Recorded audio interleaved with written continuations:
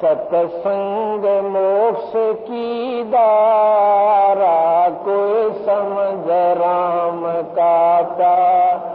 सत्संग मोक्ष की धारा, कोई समझ राम का। सत्संग मोक्ष की धारा, कोई समझ राम। सत्संग मोक्ष की धारा, कोई समझ राम का प्यार। सत्संग मोक्ष। बोलो सतगुरुदेव की जय। बंदी छोड़ कबीर साहेब की जय। बंदी छोड़ गरीबदास जी महाराज की जय। स्वामी रामदेवानंद जी गुरु महाराज की जय।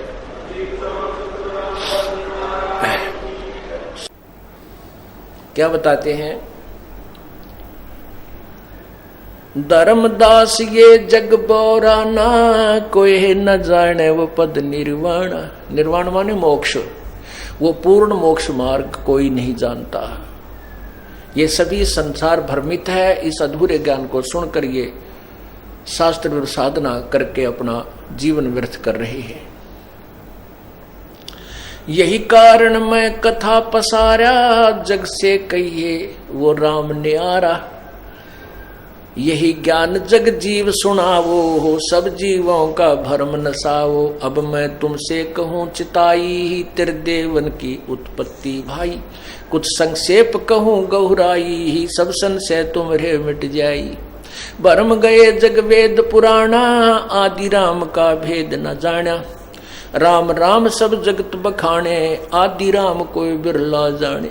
ओहे आदि राम, आदि पुरुष परमेश्वर मूल वाले। ओहे ऊपर को जड़ आदि पुरुष परमेश्वर, नीचे को तीनों गुण रूपी रजगुण ब्रह्मा सदगुण विष्णु तम गुण शिवजी रूपी शाखा वाले इस उल्टे लटके संसार रूपी वृक्ष को अविनाशी कहते हैं। और इसके विषय में जो संत सर्वभाग सर्वांग सहित जो ज्ञान रखता है कि तना कौन है, जड़ किसे कहते हैं, इस संसार की जड़ कौन है, तना कौन है, डार कौन है और शाखा क्या है, इसके विषय में जो जानता है स वेदवित। गीता जी के अध्याय नंबर 4 के श्लोक 32, 33 और 34 में जो निर्णायक ज्ञान है उसमें लिखा है कि जो पहले मैं बता चुका हूं, पहले श्लोकों में चौथे अध्याय के 26, 25, 26, 27, 28, 29 तक 30, 31 तक कोई ऐसे साधना करता है, कोई इसी से मोक्ष मानता है, कोई किसी से मोक्ष मानता है। कहते हैं नहीं, जो परमात्मा के मुख्य ज्ञान में, उस तत्व ज्ञान में, पूर्ण परमात्मा ने स्वयं ही जो उच्चारण किया है उस तत्व ज्ञान में, उस पूर्ण परमात्मा सभी यज्ञों यानी भक्ति विधि के बारे में बहुत विस्तृत जानकारी दी है। उसको तू किसी तत्वदर्शी संतों के पास जाकर समझ, उनको प्रणाम कर, फिर उस तत्व ज्ञान के आधार पर तू भक्ति कर। तो उस तत्वदर्शी संत की पहचान 15वें अध्याय के प्रथम श्लोक में गीता जी में बताई है कि जो ऊपर को लटके हुए इस अविनाशी संसार रूपी वृक्ष को जो तत्व सही जानता है, उसकी सब शाखा सही जानता है, पूरे सर्वांग सही जानता है, स वेदवित, वो वेद के तात्पर्य को जानने वाला सही है, अर्थात वो तत्वदर्शी संत है। उस तत्वदर्शी संत पूर्ण परमात्मा स्वयं आया था। जैसे ऋग्वेद मंडल नंबर 9 सूक्त 96 के मंत्र नंबर 16 से लेकर 20 तक निर्णायक ज्ञान दिया है कि वो पूर्ण परमात्मा स्वयं ही आता है और वो अपनी महिमा, अपने पूर्ण ज्ञान को, तत्व ज्ञान को लोकोक्तियों के माध्यम से, काव्यों के माध्यम से उच्चारण करके बोलता है, इसलिए उसको कवि की उपाधि दे दी जाती है। और वो तीसरे मुक्ति धाम में रहता है। एक धाम ब्रह्म का स्थान, दूसरा ये लोक पर ब्रह्म का, और तीसरा पूर्ण ब्रह्म सतपुरुष का जो सतलोक कहलाता, वो तीसरे परम धाम में, वहां पर तेजो में शरीर युक्त एक अर्श गुमट के अंदर विराजमान है। ये वेद प्रमाण देते हैं। और वही परमात्मा की महिमा से परिचित आदरणीय गरीबदास साहेब अपने कबीर भगवान के विषय में कहते हैं, अरस कुरस पर श्वेत गुमज है, जहां सतगुरु का डेरा। श्वेत गुमट दा छतर विराज, देखत ना उस चेहरे नु। गरीबदास ये वक्त जाते है, रोओगे इस पैरे नु। और वही वेद बता रहे हैं, वही परमात्मा स्वयं बता रहे हैं, और वही कबीर भगवान बता रहे हैं। तो क्या बताया, यही ज्ञान जग, हाँ, तो वो परमात्मा ने स्वयं आकर बताया है कि अक्षर पुरुष एक पेड़ है, निरंजन वाकी डार, तीनों देवा शाखा हैं, ये पातरूप संसार। अक्षर पुरुष एक पेड़ है और निरंजन वाकी डार। अब ये देखिएगा, ये पूरा एक पेड़ समझो, ये एक पेड़ है,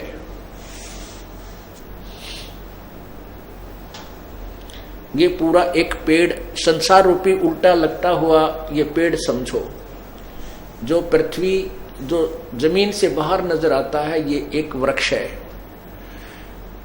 जमीन से बाहर तना, इस तने का एक डार, इस डार के फिर 3 शाखा।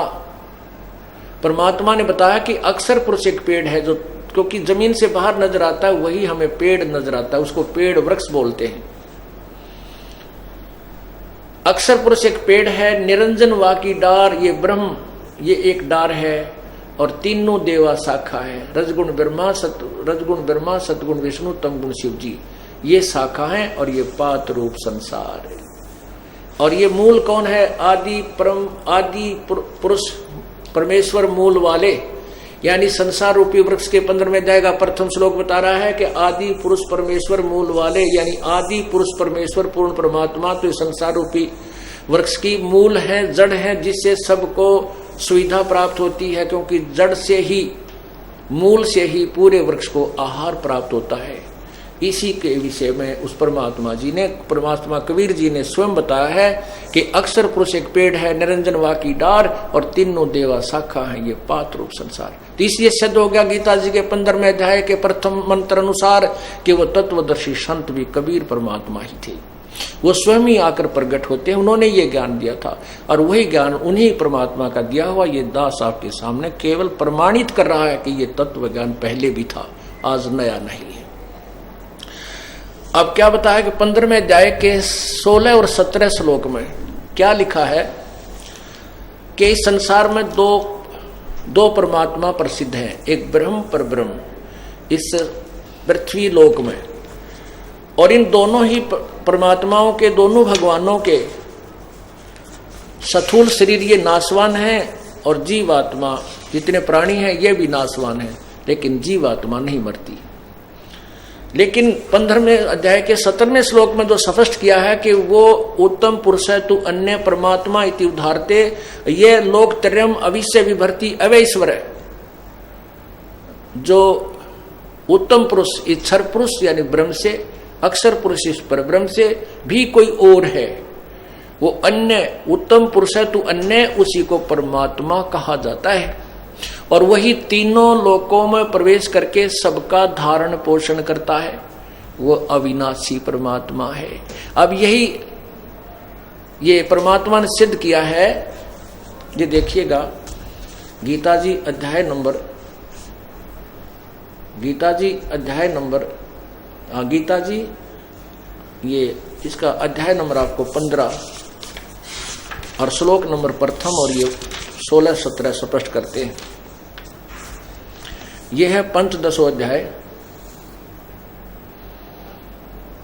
इसमें लिखा है कि ऊर्ध्व मूलम, ऊर्ध्व माने ऊपर को, मूलम अधः माने नीचे को, शाखम अश्वत्थम प्राहु अवम छंदासी यस्य प्रणानी, ये जो व्यक्ति तम माने इस ऊपर वर्णित उल्टे लटके हुए संसार रूपी वृक्ष को जानता है, वेद माने जानता है, यह तम वेद, वेद माने जिसका ज्ञान, वेद का अर्थ ज्ञान भी होता है, जानना भी होता है, जो उसको जानता है, स वेदवित, ये पत्ते पर सब छंद यानी नारे नारे भागों सहित जानता है, सह वेदवित, सह माने वह, वेदवित माने वेद के तात्पर्य को जानने वाला, अर्थात वो तत्वदर्शी संत है। यहां देखिए उदाहरण, इनके द्वारा अनुवाद है, आदि पुरुष परमेश्वर मूल वाले, अधः शाखम, इन्होंने यहां गलत अनुवाद किया, अधः माने नीचे लिखना चाहिए था, इन्हें ब्रह्मा रूप मुख्य शाखा वाले, नहीं, यहां देखो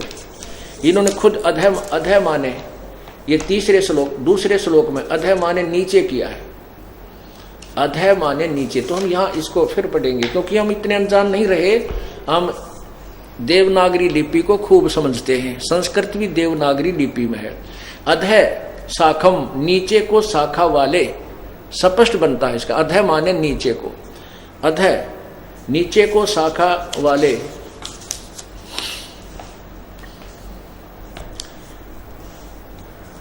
ये विषय भोग, हम इसको यही देखना चाहते हैं, केवल इसको प्रमाणित करेंगे हम। आदि पुरुष परमेश्वर मूल वाले, अधः शाखम नीचे को शाखा वाले।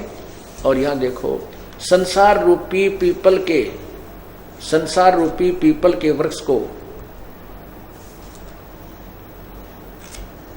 संसार रूपी पीपल के वृक्ष को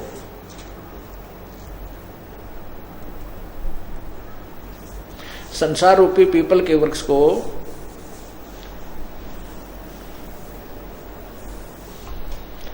संसार रूपी पीपल के वृक्ष को अविनाशी कहते हैं। और छंदासी, इन्होंने छंदासी का अर्थ वेद किया, जिसके पत्ते कहे गए। अच्छा यहां देखो, उस संसार रूपी वृक्ष को जो पुरुष, जो व्यक्ति मूल सहित यानी जड़ से लेकर पत्तों समेत तत्व से जानता है, स वेद, जो तत्व से जानता है, स वेदवित, वह वेद के तात्पर्य को जानने वाला है, अर्थात वो तत्वदर्शी संत समझना। अब 15वां अध्याय का ही 16 और 17 श्लोक देखिएगा, ये देखना, ये अध्याय 15 है। और इसमें पहले संस्कार देखिए, इसमें लिखा है कि दिवौ इमौ पुरुषव लोके छर्च अक्षर।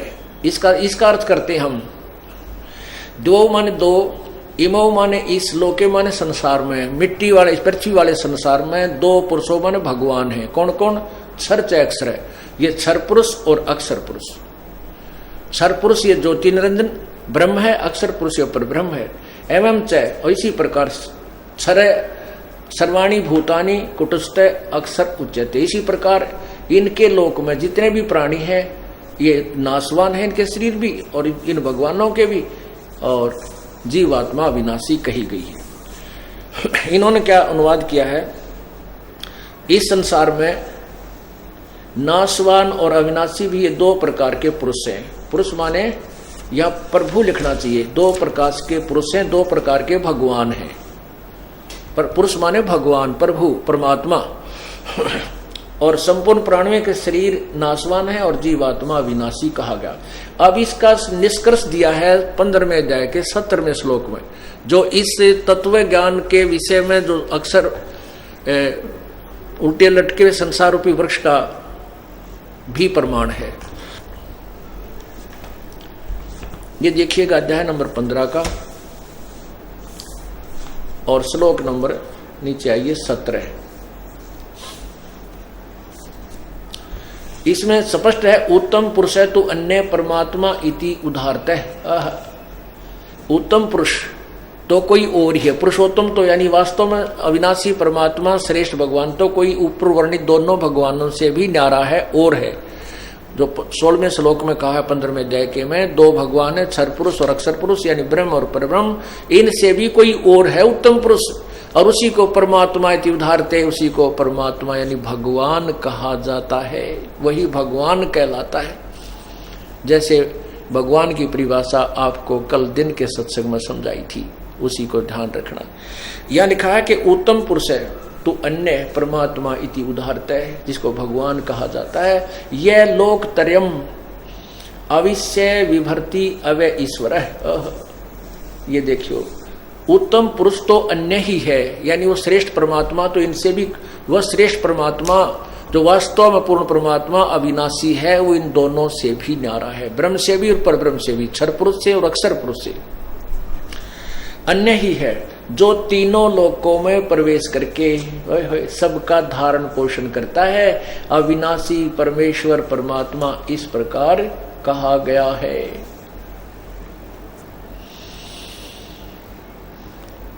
अब आपको स्पष्ट हुआ कि पूर्ण परमात्मा आदि पुरुष परमेश्वर मूल वाले, देखिएगा ये आदि पुरुष परमेश्वर, ये जड़ तो पूर्ण परमात्मा है, ये पूर्ण ब्रह्म सतपुरुष कबीर साहिब है, ये मूल है इस वृक्ष की, और ये अक्षर पुरुष ये तना है, और ये क्षर पुरुष अर्थात ये ब्रह्म ये इसकी एक डार है, और तीनों गुण रजगुण ब्रह्मा, सतगुण विष्णु, तम गुण शिव जी, ये पात है, ये तीनों शाखा है, और हम यहाँ आगे पात रूप संसार।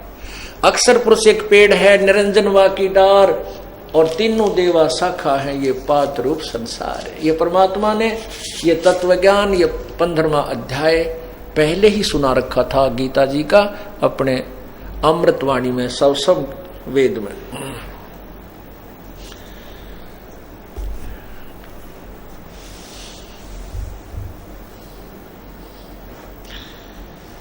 कुछ संक्षेप कहूं दोहराई, सब संशय तुमरे मिट जाई। भरम गए जग वेद पुराणा, आदि राम का भेद न जाण्या। राम राम सब जगत बखाने, आदि राम कोई बिरला जाने। ज्ञानी सुने सो हृदय लगाई, मूर्ख सुने तो गम ना पाई। माँ अष्टंगी पिता निरंजन, ये जम दारुण वंशन अंजन। पहले कीन निरंजन राई, पीछे से माया उपजाई। परमात्मा ने अपनी महिमा अपने द्वारा की सृष्टि खुद ही बतानी पड़ी। कहते पहले ज्योति निरंजन की उत्पत्ति की अंडे से, पीछे से दुर्गा का शरीर परमात्मा ने अपनी सबद शक्ति से बनाया। पहले कीन ये ज्योत निरंजन राई, पीछे से दुर्गा उपजाई। माया रूप देख अति शोभा, देव निरंजन तन मन लोभा। परमात्मा ने सबसे पहले 16 पुत्रों की उत्पत्ति की थी शब्द से। ऊपर के 3 लोकों की शब्द से उत्पत्ति की। अलखलोक, अगमलोक, अलखलोक और सतलोक तीसरे नंबर का। अनामी अकैलोक में परमात्मा पूर्व ही विद्यमान थे, और सतलोक में की उत्पत्ति के बाद उसमें 16 पुत्रों की उत्पत्ति की, और एक शब्द से वहां के सभी द्वीप अलग अलग स्थान उन पुत्रों के लिए बनाए थे। तो परमात्मा ने, सतपुरुष ने, कबीर प्रभु ने अपने पुत्र अचिंत से कहा था, उन 16 पुत्रों में से एक का नाम अचिंत है, कि तू ये सृष्टि रच आगे की। अचिंत ने अपनी सबद शक्ति से इस अक्षर पुरुष पर ब्रह्म की उत्पत्ति की। अक्षर पुरुष वहां सतलोक में बने मान सरोवर, एक अमृत सरोवर के अंदर जाकर के आनंद मगन हो गया, नहाने लगा, स्नान करने लगा, और उसी में निंद्रा आ गई, क्योंकि वहां श्वासों से शरीर नहीं है। बहुत समय तक बाहर नहीं आया। तब परमात्मा ने उसको जगाने के लिए, जल से बाहर निकालने के लिए उस अमृत तत्व को ही लेकर के, उस अमृत जल को लेकर के एक अंडा उत्पन्न किया। उस अंडे में एक आत्मा प्रवेश की, वो गड़गड़ गड़गड़ करता हुआ नीचे गया, जिससे उस अक्षर पुरुष यानी परब्रह्म की आंखें निंद्रा भंग हुई। उसने देखा कि मेरी निंद्रा किसने भंग कर दी। जैसे कोई अधूरी नींद जागता है तो उसमें थोड़ा सा दुख होता है, महसूस करता है, वो क्रोध होता है, कोप होता है। तो उस कोप से अक्षर पुरुष ने, ज्योति निरंजन ने अपनी दृष्टि से देखा तो वो अंडा 2 भाग हो गया। उस कोप से वो पक के बाहर फट गया। उसमें से ये ब्रह्म निकला, क्षर पुरुष निकला, ज्योति निरंजन निकला। परमात्मा ने आकाशवाणी की कि तुम दोनों बाहर आओ। अक्षर पुरुष तो निंद्रा में था, तुझे जगाने के लिए ये सब लीला करनी पड़ी, और दोनों तुम जाकर के अचिंत के लोक में, एक ही लोक में 3 रहो। तो वहां ये अकेले 3 एक लोक में रहने, एक द्वीप में रहने लगे, सतलोक में बने हुए अलग स्थान में ही एक, जैसे अलग अलग बन जाते हैं पृथ्वी के ऊपर गांव नगर बने हैं, ऐसे। तो कुछ दिनों के बाद इस ज्योति निरंजन क्षर पुरुष के मन में खरपतवार उत्पन्न हुआ कि अन्य सब मेरे भाई एक एक द्वीप में अलग भिन्न भिन्न रह रहे हैं, और मैं अकेला एक द्वीप में, हम एक द्वीप में 3 रह रहे हैं। मैंने, ये हमारे लिए थोड़ा स्थान है, मैं अलग से स्थान प्राप्त करूंगा, तब से राज मिलता है। 70 युग तक तप किया इसने एक पैर पे खड़ा होकर। तो जब इसने एक पैर पर खड़ा होकर के तप किया, तो हम सभी आत्मा जो आज काल के जाल में परेशान हो रहे हैं, दुख उठा रहे हैं, ये इसको देखकर प्रसन्न हो गए। इसकी इस हठ योग को एक पैर पे खड़ा होकर के तप कर रहा था, हम इसकी महिमा गा रहे थे, क्या कमाल कर दिया, देख कितने दिन हो गए, ओहो ये तो बिल्कुल कमाल कर रहा है। हम परमात्मा की महिमा छोड़ के, जो हमें सब सुख दे रहा था, हमारा वहां अमर शरीर था, कोई मृत्यु नहीं, कोई कष्ट नहीं, कोई दुख नहीं था, उस अपने परमपिता कबीर भगवान से हृदय हटा करके इस ज्योति स्वरूप निरंजन के अंदर हमने अपनी आस्था जमा ली। इस बात को अंतर्यामी परमात्मा जानते थे। कबीर जी साहब ने, कबीर परमेश्वर ने, पूर्ण ब्रह्म ने, परम अक्षर ब्रह्म ने, उस अन्य उत्तम पुरुष ने आकाशवाणी की कि बच्चों तुम मत देखो इस नादान की नादानी को, ये तुम मत देखो, इसकी तरफ ध्यान मत, तो तुम मस्त रहो और परमात्मा के गुणगान करते रहो, मेरे गुणगान करते रहो। अब हम ऊपर से तो सावधान हो गए ऐसे, लेकिन हृदय से इसकी चाह नहीं गई ज्योति निरंजन ब्रह्म की, हम इसको चाहते रहे। और यही बीमारी आज हमारे है। यहां पर आज जैसे ये हीरो और हीरोइन, ये केवल नकली काम करें सारे, नकली यानी अपने पेट भरने के रोजगार के लिए ये चटकम मटकम लटकम बटकम करते हैं, और नाना प्रकार के बढ़िया बढ़िया ड्रेस बना के पहनते हैं, अच्छी कटिंग करा लेते हैं। इन्हें कौन सा रोटा लेना है, इन्हें कौन सा खेत में काम और मजदूरी करने का, तो ड्रामा यही है पैसे इकट्ठे करने का। तो उसको हम मजदूर तक भी उनके उस लीलाओं को, अदाओं को देख कर आहा प्रभावित होते हैं और इतने आसक्त हो जाते हैं। जैसे नौजवान बच्चे, कॉलेज में पढ़ने वाले बेटे और बेटियां, यदि कोई हीरो या हीरोइन पता लग जाए कि हिसार में आया हुआ है, देखो इन बच्चों की वहां जाकर भीड़, लेना एक न देने दो, सारा दिन भूखे प्यासे धूलम धूल, और नो को वो खुड़ा, अरे इनको कुछ मिलना नहीं, और वो वहां से भी 20-30 लाख रुपए लेकर जाएगा, ये बर्बाद करके आएंगे। तो ऐसे ही हम इस ज्योति निरंजन के ऊपर आसक्त हो गए, और ये इससे कुछ मिलना नहीं, ना इससे हमने कुछ संबंध था, लेकिन वो बीमारी ला ली, और वही आज तक हमारे अंदर विद्यमान है। तो इस प्रकार हम अंदर से अंदर इसको चाहने लगे। परमात्मा ने बहुत बार संकेत किया, आकाशवाणी की, हम नहीं माने, अंदर से इसको चाहते रहे, ऊपर से बुगले भगत बने रहे। परमात्मा जान गया। तीसरी बार जब इसने तप किया, 64 युग तप किया, तब इसने मांगा कि मेरे को जीवात्मा दे दो। इन लोकों में प्रथम जो 70 युग तप किया तो उसके बदले में 21 ब्रह्मांड दे दिए, और दूसरे बार तप किया तो इसको 5 तत्व दे दिए और 3 गुण दिए। और तीसरी बार तप किया तो इससे पूछा तू क्या चाहता है, तो इसने कहा मुझे कुछ आत्मा दे दो, मेरा अकेले का दिल इन 21 ब्रह्मांडों में नहीं लग रहा। तब परमात्मा पूर्ण ब्रह्म, परम अक्षर ब्रह्म सतपुरुष कबीर जी ने कहा कि भी ये मेरी आत्मा है, मेरे शरीर से उत्पन्न हुई। क्योंकि परमात्मा ने पहले 16 पुत्रों की उत्पत्ति की, फिर ज्योति निरंजन और ये परब्रह्म जब उत्पन्न हो गया, उसके बाद हम सब आत्माएं जो यहाँ फंसी हैं, वहां सतलोक में कबीर परमेश्वर ने अपने वचन से, अपने शरीर से हमारी बाहर उत्पत्ति की। हम वहां ठाठ से रहने लगे। हमारा शरीर तेजो में एक नूर का बना हुआ था, मनुष्य सदृश शरीर था। तो हम सभी इसकी तरफ देखने लगे। तो परमात्मा ने कहा भी ये मेरी आत्मा है, मेरे बच्चे हैं, इनको मैं किसी कीमत पर, किसी तप जप के कारण के प्रतिफल में नहीं दे सकता। हाँ, यदि ये सब इच्छा से कोई तेरे साथ जाना चाहते हैं तो मैं तुझे दे दूंगा, तब इनको आज्ञा दे दूंगा, जा सकते हैं। ज्योति निरंजन हमारे पास आया। हम तो पहले इसके ऊपर आसक्त थे, चारों तरफ इसको घूम के झूम के इसने कहा कि मैंने पिताजी से अलग स्थान लिए 21 ब्रह्मांड, तुम मेरे साथ चलोगे? हम तो तैयार थे। हमने कहा, आप जी ने सभी ने कहा कि हम तैयार हैं, यदि पिताजी आज्ञा देंगे तो हम चल पड़ेंगे। तब ज्योति निरंजन ने जाके सतपुरुष से बताया कि प्रभु, पिताजी कुछ आत्माएं मेरे साथ चलने को तैयार हैं। प्रभु ने आकर पूर्ण परमात्मा ने कहा कि मेरे सामने सहमति व्यक्त कराइए। परमात्मा पूर्ण ब्रह्म ने कहा ज्योति निरंजन से कि मेरे सामने कहा, इनसे स्वीकृति कराइए। परमात्मा ने आकर पूछा, भी कौन है जो इस ज्योति निरंजन के साथ इसके लोकों में जाना चाहता है? कृपा हाथ खड़ा करके सहमति दीजिए।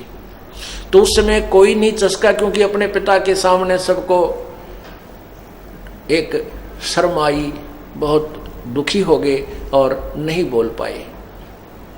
अगर पिताजी के सामने कैसे कहें? काफी देर तक सन्नाटा छाया रहा। तब परमात्मा ने दोबारा पूछा कि भाई कौन है इसके साथ जाना चाहता है? कि ज्योति निरंजन, ये तो कोई भी नहीं तेरे साथ जाना चाहते। तब एक आत्मा जिसने सोचा कि कदे पिताजी हमें आज्ञा ना दे, उसके एकदम लोर सी उठी, खड़े हो गई। खड़ा होकर कहा कि मैं इस ज्योति निरंजन के साथ जाना चाहता हूं। अब हमने जो शेष बैठे थे वहां, हमने सोचा कहीं ये अकेली ही वहां पर सारी लूट ना लूट ले, रंग रह जावा। तो जो ही उसने हिम्मत की, एक ने सबसे पहले तो देखा, हम सभी ने ऐसे दोनों हाथ खड़े कर दिए, मैं भी, हम भी। कुछ क्षेत्र में जो ये आत्माएं थी उन सभी ने ऐसे स्वीकृति दे दी। तो प्रभु ने कहा, भी ठीक है ज्योति निरंजन, जिसने भी तेरी स्वीकृति दी है तेरे साथ जाने की, ये मेरे कंप्यूटर में इनका रिकॉर्ड आ गया है, इनको मैं अपने हिसाब से भेजूंगा, इनको मैं तू जाइए अपने हिसाब से तेरे पास भेज दूंगा। तो उस परमात्मा ने, पूर्ण परमात्मा ने सबसे पहले जिस आत्मा ने ज्योति निरंजन के साथ जाने की सहमति व्यक्त की थी, उसकी स्त्री बनाई, लड़की के आकार बनाए, लेकिन प्रजनन इंद्री नहीं लगाई प्रभु ने, क्योंकि वह ज्योति निरंजन की और कृत घनता देखना चाहते थे। बाकी सब अंग लगा दिए, सतन वगैरह सब स्त्री वाले बना दिए, और उसके अंदर उसका नाम अष्टंगी प्रकृति देवी दुर्गा आदि माया भी कहते हैं। आदि माया प्रकृति उसका नाम हुआ। उसके अंदर हम सभी को बीज रूप में परमात्मा ने प्रवेश कर दिया और उसको कहा कि बेटी, मैंने तेरे को सबल शक्ति दे दी है और तेरे अंदर सभी आत्माएं प्रवेश कर दी है। तू अपने वचन से जितने भी जीव चाहेगी उतने ही स्त्री और पुरुष उत्पन्न कर सकती है। अपने पुत्र सहजदास को बुलाया और कहा, बेटा अपनी बहन को ज्योति निरंजन के पास छोड़कर आ और उसको बता देना कि मैंने, पिताजी ने इस बहन के शरीर में वो सभी आत्मा प्रवेश कर दी हैं और जितने भी आत्मा तू कहेगा, जितने भी शरीर, ये उन सब के शरीर अपने वचन से उत्पन्न कर देगी।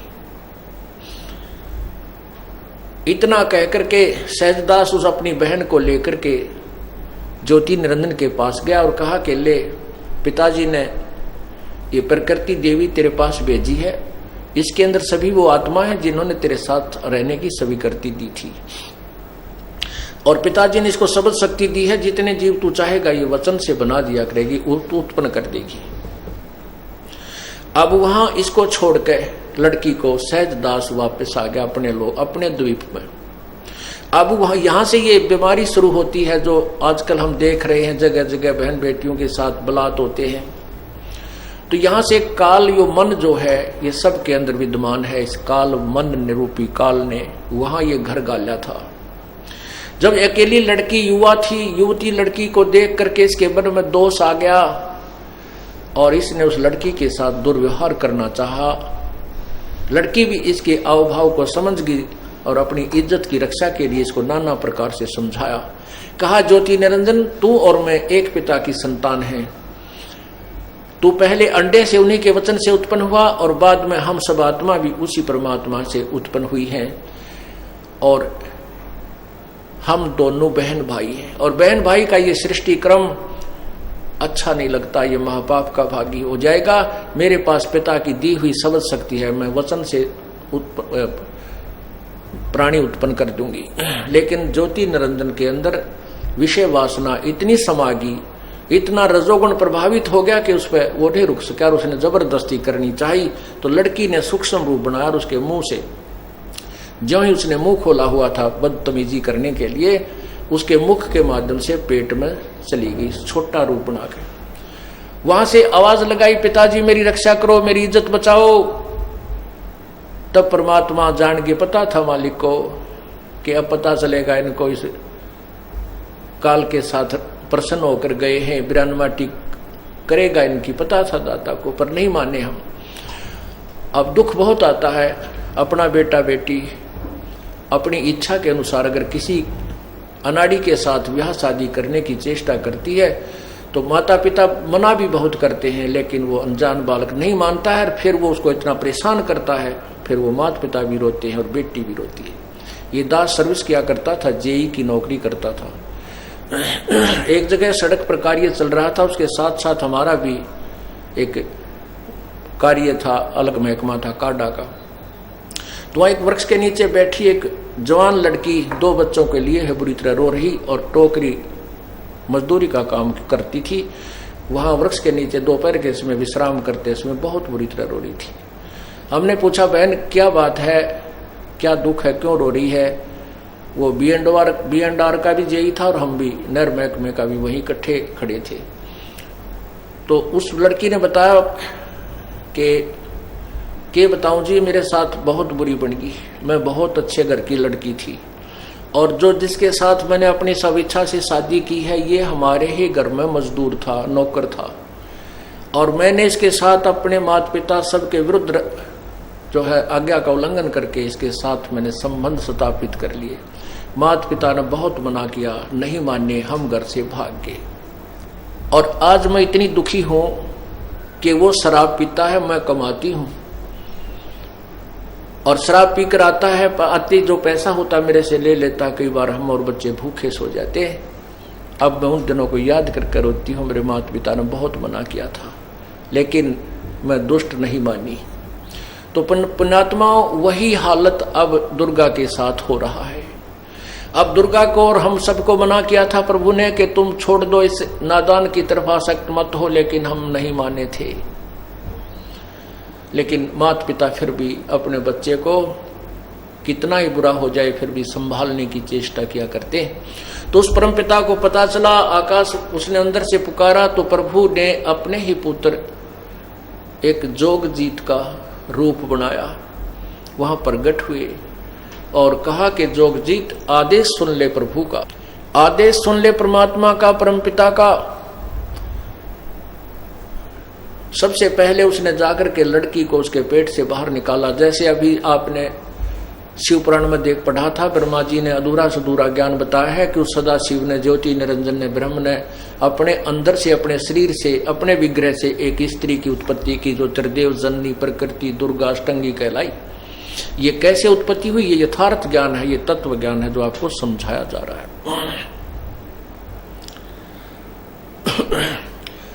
तो परमात्मा सहजदास जोगजीत रूप में है। जोगजीत रूप में परमात्मा ने पहले, सबसे पहले दुर्गा को उसको पेट से निकाला और फिर कहा कि ज्योति निरंजन आदेश सुन ले, आज से तेरा नाम काल होगा। 1 लाख मानव शरीरधारी प्राणियों की गंध तू रोज खाया करेगा, 1.25 लाख उत्पत्ति करेगा। आज से तुझे यहां से देश निकाला दिया जाता है, तुम दोनों 21 ब्रह्मांड लेकर यहां से चले जाइए। अब ज्योति निरंजन ने बहुत प्रार्थना की, मेरे से गलती होगी, माफ कीजिए। परमात्मा बोले, अब तेरा जो दोष है माफ करने योग्य नहीं है, और नहीं इस प्रकृति देवी का दोष माफ करने योग्य है। अब जाओ, पहले धक्के खाओ, वहां तुम खूब ये सारे तंग हो लेंगे, कुत्ते गधे सुअर बनकर, गंदी नाली के कीड़े बनकर। वहां जब कति विरानमाटी हो लेगी, जब आऊंगा तुम्हारे पास, जब पूछूंगा तुम कितने सुखी हो बेटा यहाँ पर, फिर ये ज्ञान सुनाऊंगा तुम कैसे फंसे, और तब तुम समझ सकोगे। लेकिन एक दयालु परमात्मा ने जब हम इसके साथ आने लगे थे, ये विचार करना, जब हम इसकी तरफ आने लगे और बहुत आसक्ति हमारी इसमें होगी, तो परमात्मा ने एक बात कही थी कि बच्चों ठीक है, तुम अपने पैर पर कुहाड़ा मार रहे हो और इसके साथ जा रहे हो, परंतु इस सार नाम को याद रखना, इस सार शब्द को याद रखना। वो नाम बताया था प्रभु ने हमारे को, इसको मत भूलना, इसके द्वारा तुम मुझे याद करना, मैं तुम्हें वहां से छुटा लाऊंगा। अब काल भगवान ने सबसे पहले यहाँ आते ही वो सार नाम कति समाप्त कर दिया, वो सार ज्ञान ही नष्ट कर दिया कि कहीं इनको सार नाम याद ना रह जाए, और हमारे ऊपर ऐसा आवरण डाल दिया कि हमने एक हफ्ता पहले की बात भी याद ना रहती, सतलोक की बातें याद कहाँ रहती, इस शरीर में, ऐसे शरीर में हमें बंद कर दिया। तो उसी समय ये तीनों, ये दोनों के दोनों 21 ब्रह्मांड समेत सतलोक से 16 शंख कोश की दूरी पर आकर के ये विमान इनका डट गया, 21 ब्रह्मांड यहां रुक गया आके। उसके बाद इस काल ने दुर्गा के साथ फिर बदतमीजी की, फिर जोर जबरदस्ती करने लगा। दुर्गा ने कहा कि ज्योति निरंजन कुछ आंख खोल ले, पहले तो तू और मैं एक पिता की संतान भाई बहन है, अब मैं तेरे पेट से बाहर आई हूं, तेरी पुत्री होगी, कुछ तो शर्म कर ले, कहीं तो रोक अपनी इस गंदी नीत ने। पर नहीं मान्या।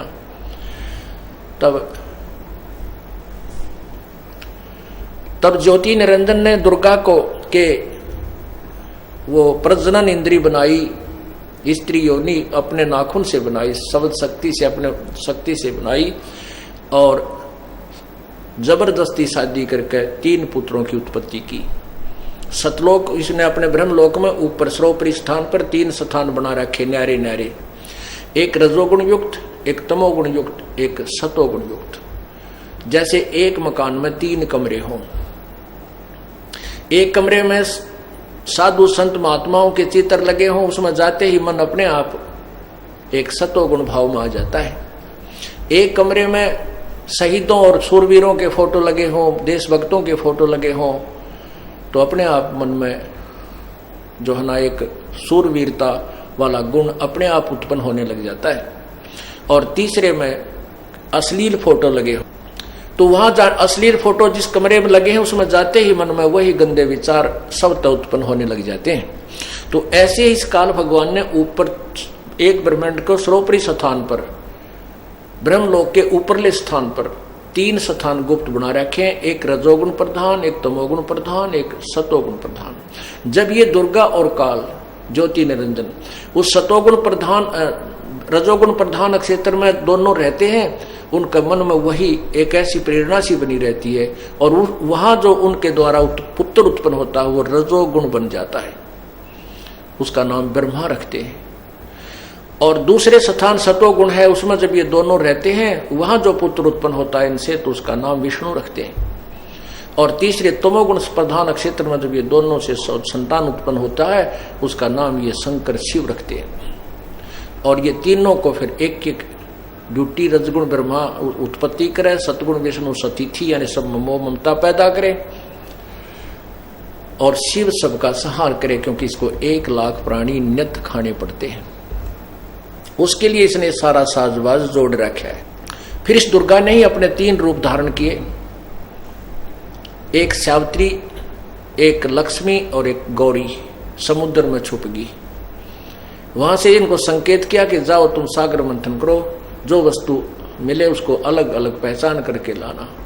इन्होंने सागर मंथन किया, 3 लड़कियां निकली, तीनों को अलग अलग पहचान करके लाए। पूछा पहले कौन सी निकली थी कि सावित्री, ये है, इसका नाम सावित्री रख दिया दुर्गा ने, और ब्रह्मा से ब्याह कर दिया, उसकी शादी कर दी, विवाह कर दिया। दूसरी का नाम लक्ष्मी रखा, वो विष्णु से ब्याह दी, और तीसरी का नाम गौरी रखा, जो शंकर जी से ब्याह दी, उसको शादी कर दी। और इन तीनों से ही ये सब काल बलि का, ये काल भगवान की सृष्टि प्रारंभ होगी। पुण्यात्मा, इस दास ने ये नाम लिया ही लिया था। उस समय एक प्लाट की रजिस्ट्री कराने के लिए रोहतक तहसील में गया हुआ था, और वहां एक नंबरदार था उसी रोहतक क्षेत्र का।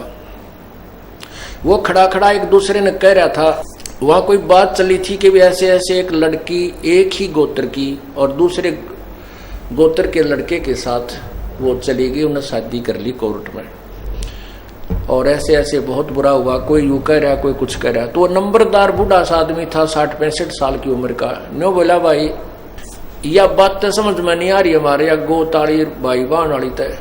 कहने लगे मेरे 3 शादी होली, एक तो पहले शादी हुई, वह पहले बच्चा हुआ था, वो बच्चा भी मर गया, वो औरत भी मर गई, और दूसरी की भी मृत्यु बीमारी से होगी, उसके एक संतान है, और तीसरी शादी और की मैंने जो वर्तमान में है, और तीनों बार मेरे फेरे कराए ब्राह्मण ने। और ब्राह्मण जी ने सबसे पहले श्लोक ये बोला था कि काश्यप गोत्रा काश्यप गोत्री, बाण भाई ताम स्वरूप बना दिए उसने, यो काश्यप गोत्रा और काश्यप गोत्री एक गोत्र के क्यों करो। हम इस तत्व ज्ञान से दास परिचित था, लेकिन उनको उस समय यह बताना उचित नहीं समझा, क्योंकि वो तो सारे फिर वो दूसरे ज्ञान से भरे हुए थे। तो मेरे वह बात समझ में आ गई रहे, सचमुच ये तो परमात्मा ने जो ज्ञान बताया उससे समझ में आती है। परमात्मा कहते हैं काश्यप गोत्रा काश्यप गोत्री पंडित शाखा लाया, और कोई तत्वेता ज्ञानी जाना यो बाण ब्याह घर लाया। कोई तत्वदर्शी संत ही जानता है कि बाण को ब्याह के घर लाया था। और इस आप किसी भी फेरे हम देख लियो, सबसे पहले ये पंडित ने बोलेंगे काश्यप गोत्रा काश्यप गोत्री, फिर और उठ पटांग बिराना के बोला करें। तो पहला श्लोक है इनका। तो कहते हैं भाई काश्यप गोत्रा काश्यप गोत्री पंडित शाखा लाया, और कोई तत्वेता ज्ञानी जाने यो बाण ब्याह घर लाया। अब परमात्मा की ये आगे जो लाइन है, पंक्तियां हैं, अब समझ में आएंगे आपके। क्या बताते हैं, पहले मां अष्टंगी पिता निरंजन, ये जम दारुण वंशन अंजन। पहले कीन निरंजन राई, ही पीछे से माया उपजाई। पहले ज्योति निरंजन को अंडे से उत्पन्न किया, और पीछे दुर्गा का शरीर बनाया परमात्मा ने अपनी सबद शक्ति से। और फिर दुर्गा के रूप को देख करके, सुंदरता को देख कर ये काल उसके ऊपर वशीभूत हो गया, और उसके साथ इसने बलात्कार करके ये 3 पुत्र उत्पन्न किए। क्या कहते हैं, पहले कीन निरंजन राई, पीछे से माया उपजाई। माया रूप देख अति शोभा, देव निरंजन तन मन लोभा। इसके ऊपर आसक्त हो गया। काम देव धर राय सताए, देवी को तुरंत धर खाए। काम देव धर्म राय, इस ज्योति निरंजन को धर्म राय भी बोलते हैं। इसने वचन किया था कि मैं धर्म का राज करूंगा, इसलिए इसको धर्मराय कहने लगे। कहते हैं विषय वासना वश होकर के ये ज्योति निरंजन कामदेव धर्मराय सताए, देवी को तुरंत दरखाए। पेट से देवी करी पुकारा, हे साहेब मेरा करो उबारा। टेर सुनीता हम तब वहां आए, अष्टंगी के बंद छुड़वाए। सतलोक में कीना दुराचारी, काल निरंजन दीना निकारी। माया समेत दिया भगाई, 16 शंख 2 कोस दूरी पर आई। अष्टंगी और काल अब दोई, ही बंद कर्म से गए बिगोई। धर्मराय को हिकमत कीना, नखरे खासे भग कर लेना। धर्मराय कीने भोग विलासा, माया को रही तब आशा। 3 पुत्र अष्टंगी जाए, ब्रह्मा विष्णु शिव नाम धराए। ओए होए, आज से 550-600 वर्ष पहले बोलिया हुआ वो अमृत ज्ञान जो सब पुराणों और वेदों से मेल खाता है, कबीर परमेश्वर की सिंपल लैंग्वेज उस अमरवाणी में, साधारण भाषा में उस अमरवाणी में आपको पढ़कर सुना रहा हूं। इससे ये सिद्ध हो रहा है कि पूर्ण परमात्मा पूर्ण ज्ञानी थे, तत्व ज्ञानी थे और पूर्ण भगवान थे। वो वेदों और गीता के यथार्थ ज्ञाता थे और पुराणों के भी वो यथार्थ ज्ञाता थे। और ये नकली केवल संस्कृत जानने वाले ऋषि महर्षि पंडित लोग ये कति ज्ञानहीन अज्ञानी थे। इनको ये वेद और पुराण समझ में नहीं आए, इसलिए सब संसार को भ्रमित कर दिया। दंत कथा सुना सुना कर इनको यथार्थ ज्ञान से बहुत दूर पहुंचा दिया। कहते हैं धर्मराय कीने भोग विलासा, इन्होंने सृष्टि कर्म किया तब माया को रही तब आशा, यो गर्भवती हुई दुर्गा। 3 पुत्र अष्टंगी जाए, ब्रह्मा विष्णु शिव नाम धराए। 3 देव विस्तार चलावे, इनमें यो जग धोखा खाए। ये तीनों देवता इस काल के विस्तार को चला रहे हैं और इन्हीं की पूजा पर, इन्हीं में आसक्त होकर ये सभी पुण्यात्मा, ये भक्तात्मा धोखा खा रहे हैं, ये काल के जाल में रह जाते। इसी का प्रमाण गीता जी के अध्याय नंबर 14 श्लोक नंबर 3 से लेकर 5 में है। इसमें गीता ज्ञान दाता ब्रह्म ज्योति निरंजन कहता है कि मैं ब्रह्म तो इस पूरे सबका पिता हूं और ये प्रकृति दुर्गा मेरी पत्नी है और मैं इसके पेट में बीज स्थापित करता हूं जिससे सब जीवों की उत्पत्ति होती है। और इस प्रकृति से उत्पत्ति तीनों गुण, रजगुण ब्रह्मा, सतगुण विष्णु, तम गुण शिव जी, इस प्राणी को कर्मों के बंधन में बांध कर रखते, ये मोक्ष नहीं होने देते। यही परमात्मा कह रहे हैं 3 देव विस्तार चलावे, इनमें यो जग धोखा खाए। पुरुष गम कोय को कैसे कोई पावे है, यो जो काल निरंजन जग भरमावे। पर उन परमात्मा की महिमा को कौन जान सकता है, कैसे समझें, क्योंकि यो काल भगवान सबको भ्रमित कर रहा है। 3 लोक अपने सुत दीना, सुन निरंजन वासा कीना। 3 लोग अपने बेटा तीन देकर और स्वयं ये गुप्त रहता ऊपर 21 में प्रत्येक ब्रह्मांड के ऊपर सबसे ऊपर ब्रह्मलोक बना रखा है। ब्रह्मलोक के भी ऊपरले कॉर्नर में ये गुप्त रहता, वहां ब्रह्मा विष्णु महेश भी नहीं जा सकते। 3 लोक कौन कौन से? स्वर्गलोक, ये धरती, ये मृतलोक कहलाता है, और नीचे पाताल लोक। 3 लोक अपने सुत दीना, सुन निरंजन वासा लीना। अलख निरंजन सुन ठेकाना, ब्रह्मा विष्णु शिव भेद न जाण्या। ओए होए, जब आपने देवी भागवत में देखा, सुना, पढ़ा कि ब्रह्मा विष्णु महेश को बैठा करके विमान में दुर्गा ने ऊपर भेज दिया, वहां पर एक ब्रह्मा और देखा, एक विष्णु और देखा, एक शिव और देखा। ये कहते हमें तो पता नहीं वो कौन ब्रह्मा है और कौन विष्णु है, कौन शिव है, उसके बाद ये नहीं जा सकते। वो तो उन्होंने अपनी शक्ति से इनका भ्रम निवारण करने के लिए, कहीं तुम अपने आप को सर्वोपरि ना मान बैठो, तुमसे ऊपर और भी शक्ति है, फिर वापस लाकर छोड़ दिया था। अब ये स्वयं नहीं जा सकते वहां पर, किसी भी साधना से ब्रह्मा विष्णु महेश उस ब्रह्मलोक के उस स्थान तक नहीं पहुंच सकते। तो क्या बताते हैं?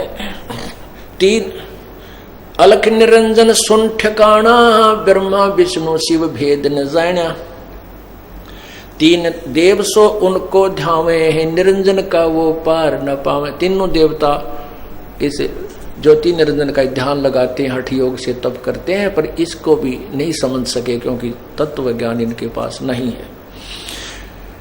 अलख निरंजन बड़ा बटपारा, 3 लोक जीव कीन आहारा। ये ज्योति निरंजन बड़ा बटपारा ठग है और 3 लोक के जीवों को खा रहा है, इनको पता भी नहीं चलने देता। ब्रह्मा विष्णु शिव नहीं बचाए, सकल खाए पुन धून उड़ाए। तिनके सुत हैं तीनों देवा, ये अंधर जीव करत है सेवा। ओए होए, क्या बताते हैं कि ब्रह्मा विष्णु महेश को भी ये काल खाता है। 7 ब्रह्मा की मृत्यु के उपरांत एक विष्णु की मृत्यु होती है, 7 विष्णु की मृत्यु के उपरांत एक शिव की मृत्यु होती है। इस प्रकार इन ब्रह्मा विष्णु महेश जो वर्तमान में यहाँ के मालिक बने हुए हैं 3 लोक के, एक एक विभाग के, ये भी मृत्यु को प्राप्त होंगे, इनको अभी आहार करेगा। और नई आत्माओं को इनके स्थान पर बैठा देगा जो पुण्य आत्मा होंगी। तो यहाँ कहते हैं ब्रह्मा विष्णु शिव नहीं बचाए और ये भी खाए, इनकी धूल उड़ाए, सकल धूल उड़ाए। और कहते इस काल के बेटे ये तीनों देवता ब्रह्मा विष्णु महेश और ये मूर्ख लोग इनकी पूजा करते हैं। ये तो परमात्मा की वाणी कह रही है। तिनके सुत हैं तीनों देवा, अंधे जीव करते हैं सेवा। ये ज्ञानहीन, ज्ञान आंखों से वंचित अंधे इन्हीं की पूजा करते हैं, तीनों गुणों की, रजगुण ब्रह्मा, सतगुण विष्णु, तम गुण शिव जी। परम पुरुष काहू नहीं चीन्या, काल पाए सभी गैलीन्या।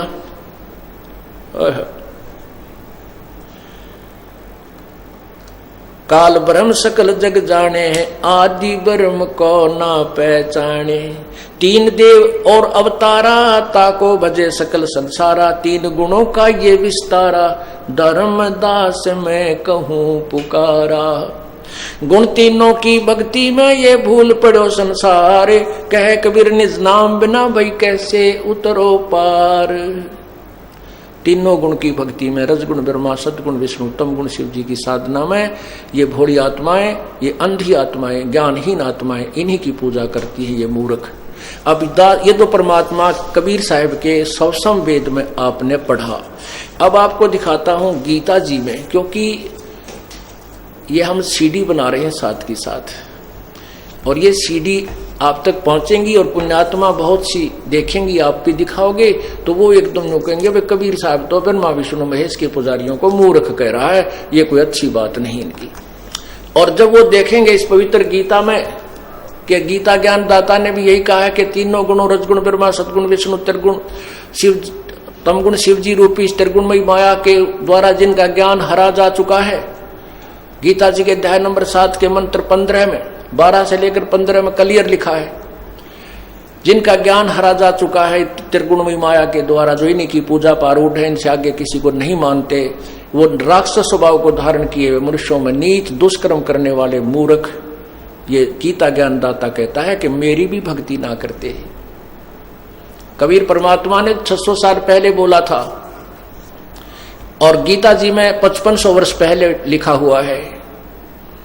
आज ये आपके समक्ष दास केवल आपको ये लालटेन दिखा रहा है कि कहीं इस कबीर साहब की वाणी को मैं अकेला भर के सीडी में दे दूं, सुनने वाला आपके साथ भी लड़े, मन ने भी 20 गाड़ दे की तरह मिल जाऊं तो दे डलियां ठोकर। तो इसलिए क्योंकि ये दीपक दिखाना जरूरी है, लालटेन दिखानी आवश्यक है कि कहीं आप और हमारे से कोई टक्कर ना मार दे। अपने को वैसे सदग्रंथ पवित्र हैं, इनकी हमें आवश्यकता नहीं थी, क्योंकि हमारे पास इनसे भी ऊपर और इन सहित ज्ञान हमारे पास कबीर साहब की वाणी में विद्यमान था। लेकिन जनसाधारण को समझाने के लिए जो इन पर आश्रित है उनको इन्हीं में दिखाना पड़ता है। जैसे अब देखो,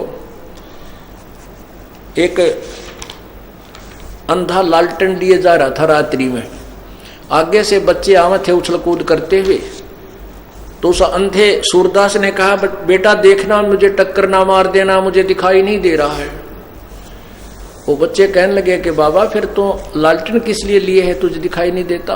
कि तुम आंख वालों के लिए कहीं मेरे में टक्कर ना मार दो, तुम्हें दिखा रहा हूं कि मैं आ रहा हूं, कदे मेरे में टक्कर मारो, बुढ़े आदमी ने घेर दो कितने। तो ये दास जो सदग्रंथ आपको दिखा रहा है तो लालटेन दिखा रहा हूं, कहीं मेरा सिर ना फोड़ दो तुम कि तू कैसे कह रहा है ब्रह्मा विष्णु महेश के पुजारी मूर्ख है। मैंने तो एक बार कहा है, परमात्मा ने तो एक बार कहा है। और गीता जी के अध्याय नंबर 7 मंत्र 12 और 15 में 4 बार कहा है इकट्ठा ही। अब पढ़ के सुनाता हूं आपको।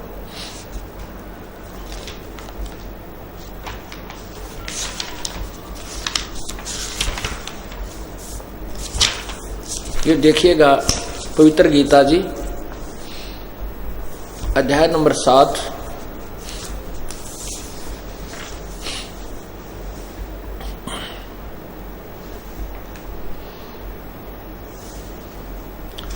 और यहां श्लोक नंबर 12।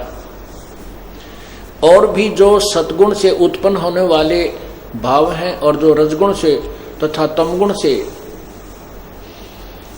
उत्पन्न होने वाले भाव हैं, उन सब को मुझसे ही होने वाले ऐसा जान, परंतु वास्तव में उनमें मैं और वे मुझ में नहीं हैं। अब देखना पुण्यात्माओं, एक सदग्रंथ को समझने के लिए कितना कहां से हमने ज्ञान समझना होगा। अब ये 10 मिनट का सत्संग आपका निर्णायक दौर में पहुंच रहा है, इसको प्रेम पूर्वक सुनना। अब गीता जी में लिखा है कि तीनों गुणों से जो भी हो रहा, रजगुण ब्रह्मा से, सतगुण विष्णु से, तमगुण शिव जी से, उसको मुझसे होने वाले जान, क्योंकि रजगुण ब्रह्मा से उत्पत्ति और सतगुण विष्णु से सती थी और शिव जी से जो संहार, ये काल द्वारा ही इनको इनके अंदर ये गुण भर दिया, ये गुण इस गुण युक्त कर दिए, इनसे ये तीनों सतिथि हो रही है। कहते मैं इनमें नहीं हूं, मैं इनसे न्यारा रहता हूं ऊपर के लोक में। और यही पवित्र शिव पुराण आपको स्पष्ट कर रही है कि ये तीन भगवान लिखे हैं, ब्रह्मा, विष्णु और शिव, और इन तीनों देवताओं में गुण हैं। ये देखिएगा, यही है शिव महापुराण, शिव महापुराण, शिव पुराण, और इसके रुद्र संहिता, ये रुद्र संहिता अध्याय नंबर 9, ये 9 यहां पर है, इसे ऊपर इस 9 में, ये नीचे समाप्त हुआ है, वहां लिखा है, इसमें लिखा है, ये ऊपर व्यवस्था दी कि सतगुण और बाहर से तमगुण धारण करते हैं तथा त्रिभुवन की सृष्टि करने वाले ब्रह्मा जी बाहर और भीतर से रजोगुण है। इस प्रकार ब्रह्मा, विष्णु और रुद्र, ये शिव, इन तीनों देवताओं में गुण है, परंतु शिव गुणातीत माने गए हैं। और देवी, अब इन तीनों गुणों के ऊपर बात उलझ जाती है। ये अनाड़ी लोग कहते हैं नहीं, वो गुण तो कुछ और होते, ब्रह्मा विष्णु महेश के बारे में नहीं कहा। यही प्रमाणित करना पड़ेगा, तब ये बात आगे चलेगी। ये देखिएगा, देवी भागवत सटीक, श्रीमद् देवी भागवत और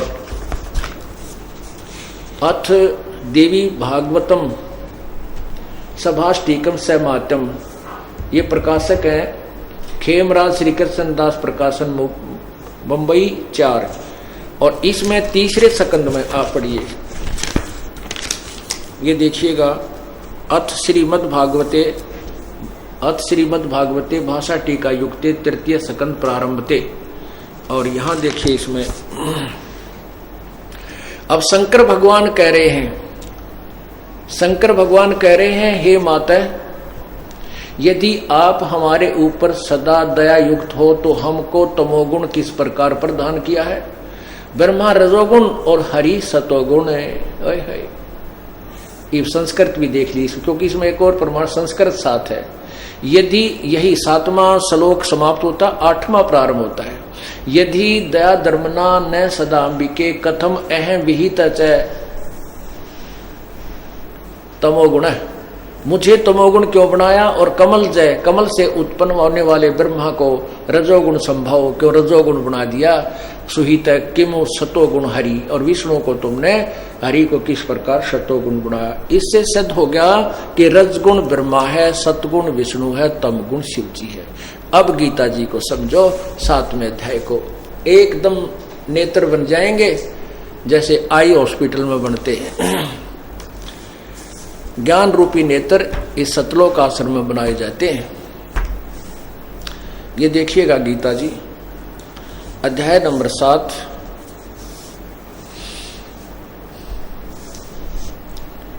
अभी आपने 12वां श्लोक सुना, और भी जो सतोगुण से उत्पन्न होने वाले भाव हैं, और जो रजोगुण से तथा तमोगुण से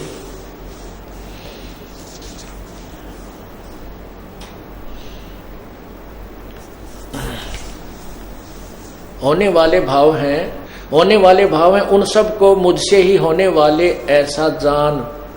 फिर देखो यहां से, और भी जो सतोगुण से उत्पन्न होने वाले भाव हैं, और जो रजोगुण से उत्पन्न तथा तमोगुण से उत्पन्न होने वाले भाव हैं, उन सब को तो मुझसे ही होने वाले ऐसे जान, परंतु उनमें मैं और वे मुझ में नहीं हैं। अभी आपने यही पवित्र शिव पुराण में पढ़ा कि वो ज्योति निरंजन कहते, उसमें लिखा है कि इस प्रकार तीनों देवताओं में गुण है, रजगुण ब्रह्मा, सतगुण विष्णु, तमगुण शिव जी, और वो शिव इनसे न्यारा है, यानी वो सदाशिव काल रूपी ब्रह्म इनसे भिन्न है।